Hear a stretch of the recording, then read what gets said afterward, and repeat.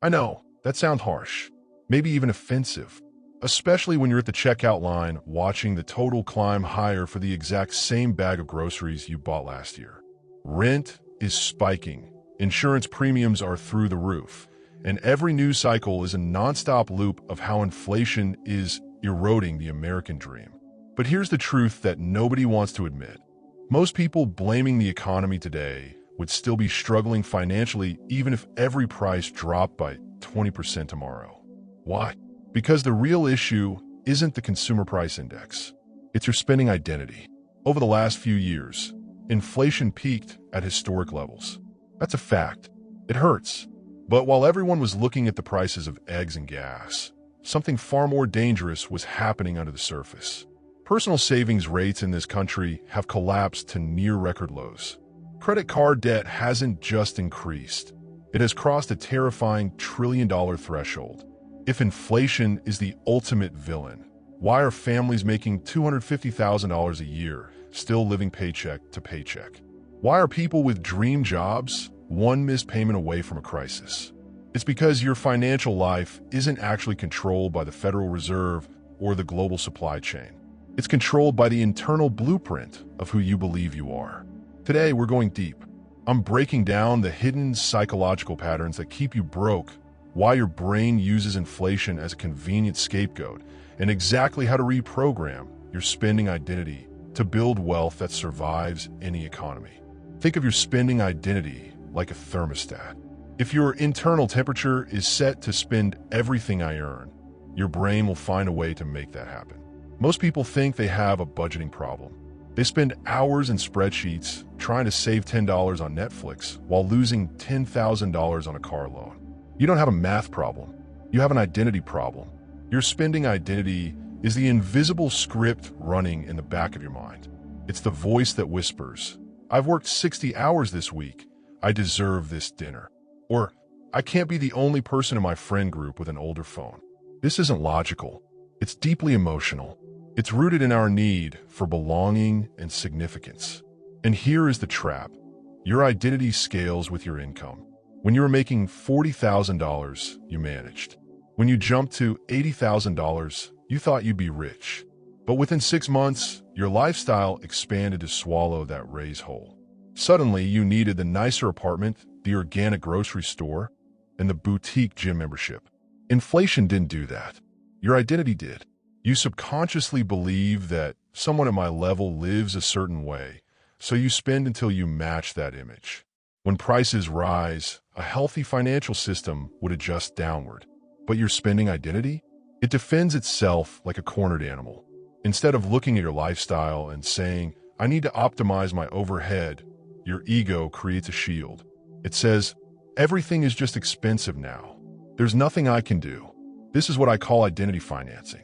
You refuse to downgrade the car. You refuse to cut the 4 different streaming services. You refuse to stop the $15 lunches. So the gap between what you earn and what you spend gets smaller and smaller until it disappears. And then you fill that gap with high-interest credit. When you're paying 22% interest on a credit card to maintain a lifestyle you can't afford, that's not an inflation crisis. That's an ego crisis. You are literally borrowing from your future self's freedom to pay for a version of yourself that you want people to see today. Let's look at the data, because numbers don't have feelings. Even during the years of free money, when interest rates were near zero, when stimulus checks were being mailed out, and when the economy was roaring, the majority of people still didn't have a $1,000 emergency fund. If the economy was the sole reason people were broke, those low inflation years should have created a generation of wealthy savers. They didn't, because without a change in identity, more money just means more expensive mistakes. That's why lottery winners go bankrupt in 5 years. That's why pro athletes, who earn more in a season than most people earn in a lifetime, end up selling their championship rings. Their bank account grew, but their spending identity stayed stuck in consumer mode. They outturned their strategy, but they couldn't outturn their psychology. So how do you fix it? You don't start with a budget. Budgets are like diets. They work for a week until you get hungry, and then you revert to who you really are. You have to redesign the identity first. Wealthy people The ones who actually keep their money understand a fundamental law. Status is rented, but ownership is permanent. Most people spend their lives paying rent on status. They buy the things that look like wealth to people they don't even like. A wealth identity is different. It's a shift from being a consumer to being a capital allocator. A capital allocator doesn't ask, "Can I afford the monthly payment?" They ask, "What is the opportunity cost of this capital?" When you have a wealth identity, you start to find joy in the gap. You start to realize that the $800 car payment isn't just $800. It's the seed money for a portfolio that could buy you 10 cars in the future.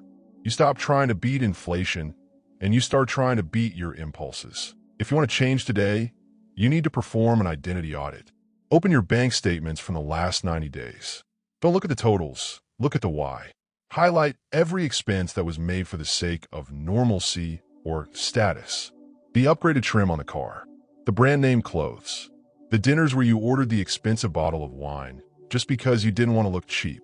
If you removed every expense driven by your ego, how much money would you have left? That number is your investment gap. That is the price you are paying to maintain a fake identity. Inflation actually does us a favor. It punishes inefficiency. It's like a stress test for your life. Lean financial structures, people with high margins and low egos, survive economic shifts easily. Over-leveraged lifestyles built on the house of cards of what people think are the ones that collapse. The brutal reality is that inflation is a cycle. It comes and it goes, but your spending identity is persistent. If the cost of living drops tomorrow, most people won't take that extra money and put it into an index fund. They'll breathe a sigh of relief for 10 minutes, and then they'll find a newer, more expensive version of normal to strive for. They're on a treadmill that never stops. Inflation didn't break you. It exposed you. It exposed the thin margins, the status dependency, and the lack of a financial buffer. But here's the good news. Identity is programmable. You can choose, right now, to be the person who prioritizes freedom over features. Once that shift happens, everything else becomes easy. The spending drops. The saving becomes automatic. The investing becomes a game you love to win. Stop asking how to survive the economy.